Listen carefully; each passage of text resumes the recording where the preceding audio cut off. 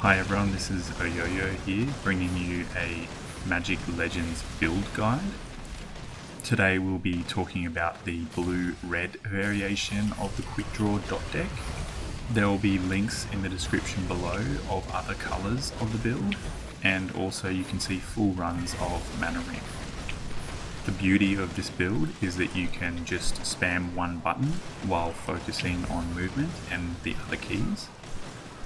We will be running with 3 creatures on the bench while spamming one key. Just like in the previous blue-black variation of the build, you can complete all the content, and in Mana Ring you can get upwards of 6,000. I'll put timestamps in the description below so you can jump between each section if you want to return to the video at any time. So because most builds are based on or built around the artifacts, we'll start with the artifacts first. And the main one, which is the same across the other builds as well, is the Implement of Combustion. Now this artifact adds additional 10,000 dot damage over time, every time the target is hit with magical damage. This means that we want to use dot spells, damage over time spells, to proc this more often, because every tick of the dot will add this extra 10,000 damage dot. The second part of this card is the 10% chance to draw another spell when the enemy dies with the Implement of Combustion dot on them. So having dots, we keep our Implement of Combustion debuff on them the longest amount of time. But to increase this chance, the second part down the bottom is increased by 5% per creature spell in your deck. So we also want to increase the amount, or maximize the amount of creatures we can squeeze into the deck. Now, with the fire build, there's quite a few different artifacts. We can't go with the curse and the pay to win artifacts because they don't give red spells any bonuses to sorcery. So this one here is actually really good, Liquid Foresight. And if you don't have the paid artifact for the blue-black version of this, you should use this item in the paid artifact slot. So this item is actually very similar to the paid artifact, where we'll be gaining run speed, but we also gain reflect as well. This effect is triggered every time we cast a creature, so the creatures that are rotating in our spell hand will trigger this. And it also gives us chromatic sorcery potency, which is sorcery potency for all colors. The other greater artifact we're using is this one, the Orb of Shiv, and this gives us red mana sorcery potency and also has benefits from casting creature spells. And when we cast a creature spell, Molten Shell will be put on that creature for 10 seconds. So the creatures that we have on the field will be exploding for Molten Shell when we put them out. And because we keep replacing them quite regularly, usually they always have Molten Shell on them. The Shard of Power we use in this build as well, because it gives us the Spark recovery speed and also chromatic sorcery potency. Soldier's Handbook we choose just for the red mana sorcery. The Wizard Tome we choose just for the chromatic sorcery. It also has blue mana sorcery on it as well, and if you do choose to slot some blue spells, this is quite good. The legendary artifact also stacks the Spark recharge. So the next biggest mechanic we're going to talk about is building the deck, and at the end here we have our 3 big creatures that usually stay on the bench, and all the other cards will be cycled through randomly on the one key that we're spamming. So we're going to choose these cards quite specifically. And the key feature that we're building for here is Thought Cadence. Now this card is quite special because the way it works is every time you use a spell that's of a different type consecutively, it will refund or reslot that spell. So if you kept swapping from different types of spells, creature, enchant, sorcery, you would never run out of cards. You would have full card draw. Now, because we're running a random pool of cards every time we hit the one button, we need to balance this card so that we have the most even spread of creatures, enchants, and sorceries. If you wanted to maximize this, you would put 3 enchants, 3 creatures, and 3 sorceries. However, we get more bonuses from creatures, i.e. more card draw from the artifact, so we're going to prioritize creatures over enchants. However, in the red version of this build, there is very cheap enchants, so it wouldn't be too bad if you subbed in the 2 red mana enchant here. So for this build, we're running 1 enchant and 3 creatures, which brings it to a total of 4 versus 5 sorceries. And this is enough to keep our card draw going. Now, the creatures that we're choosing are still the Muse Drake, because every time you pull the Muse Drake, you draw another card. And if Thought Cadence is triggered when you pull this, it means you replace the card and get another one. This card is quite good because it will reduce the amount of mana that other spells cost. Now, with this card, I don't think that it helps you if the total amount of mana that your card will use is less than 5. This is because you can't use 0.5 or half a mana. It uses mana in single mana increments, and therefore 25% of 5 is 1. So if any card is using less than 5 mana, this card actually will have no effect. I'm using this fire creature because it's a nice little thing to have. Every time you cast a sorcery, he'll do more damage to the people around you. This Molten Shells spell is quite good. It's essentially equivalent to our Leech spell from the black version of this build. And instead of getting healing and a dot, we're getting a shield and a dot. This spell is quite good because it's cheap and also gives a damage over time. Lava Vortex is also quite cheap and gives damage over time. Now this slot here, I've got Fire Dance, but Fire Dance isn't super effective, but it's so cheap that I've slotted it, and you can buy this from the auction house for 470,000. You don't need to have Fire Dance here. You could probably swap the cheap 5 mana enchant for more card draw, or a cheap dot spell. You just want to make sure that it costs low mana. Now, unlike the black build, we're not actually going to slot all dot damage spells in this deck, and that's because fire actually gets other bonuses from hitting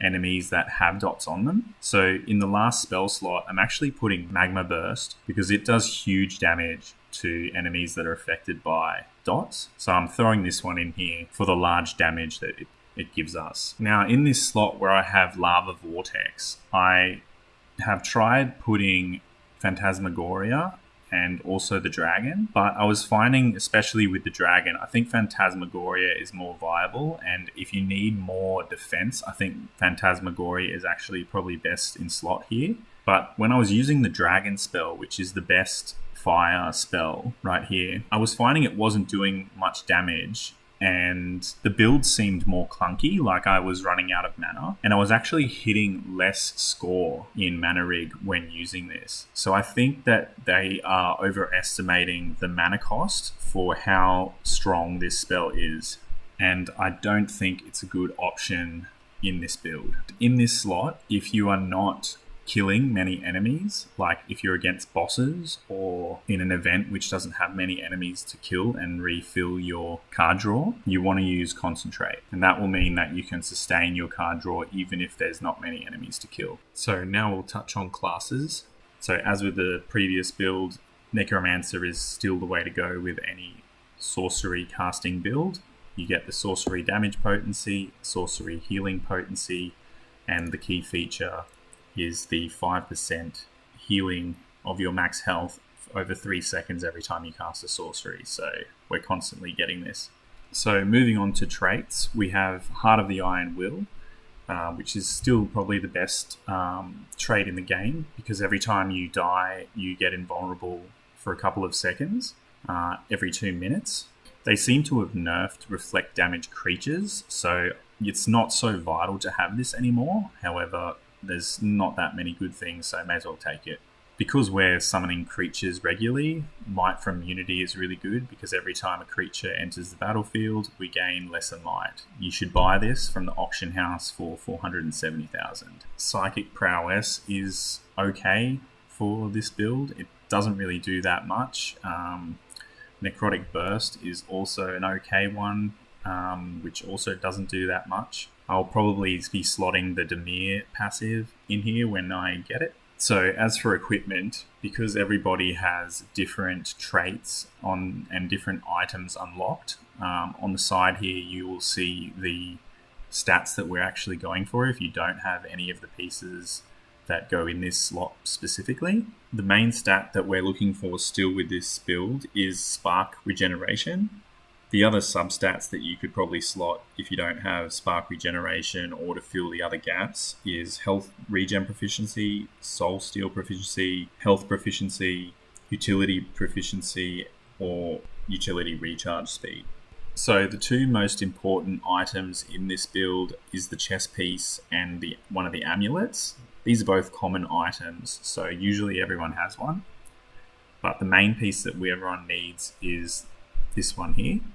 And what this chest piece does is that whenever you have a full hand, which we always do, we gain lesser regeneration for 5 seconds. The second really good artifact is this one here. And what it does is every time you activate Mana Surge, you gain Greater Might. The Adjudicator's Greaves here are still pretty good, even though Reflect Damage doesn't really kill us anymore.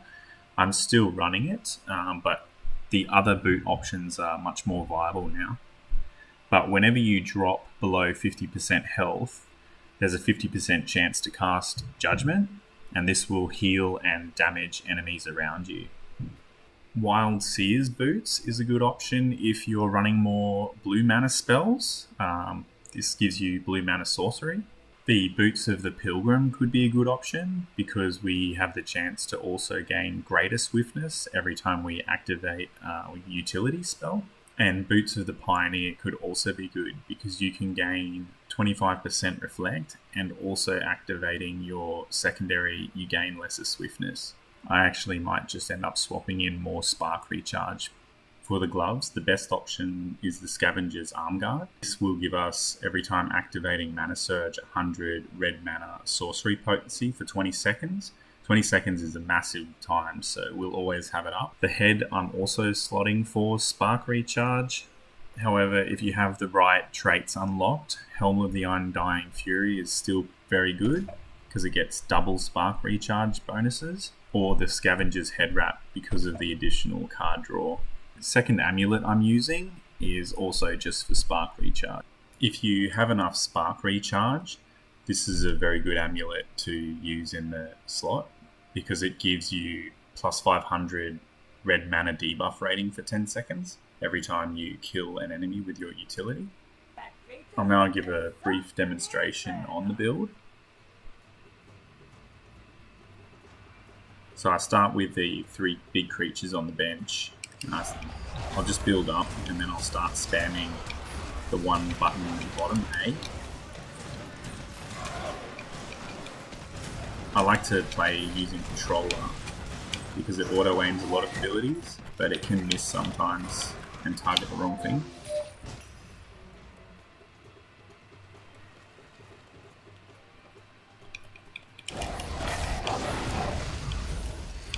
So you saw that was the big Pyro spell. Crit damage from enemies affected by dots.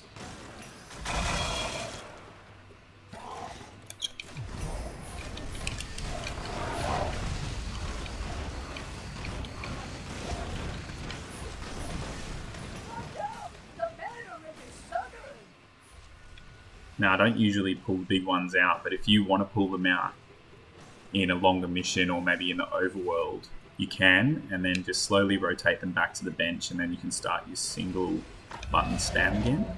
So I'll bring them out now just to demonstrate.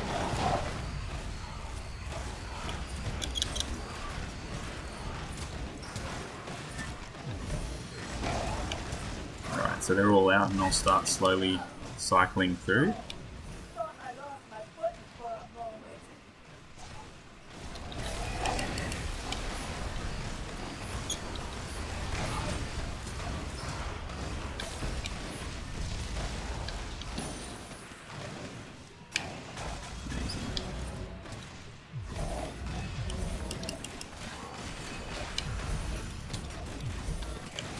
Alright, so I got them all back to the bench, and now I can just spam again.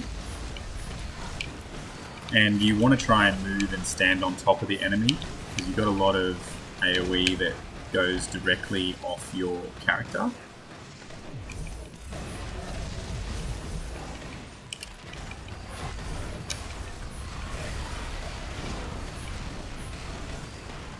The Necromancer's AoE, and also there's a Pyro AoE explosion.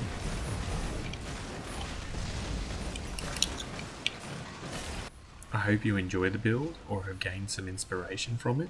If you have enjoyed this video or would like to see some more in-depth content in the future, please like and subscribe.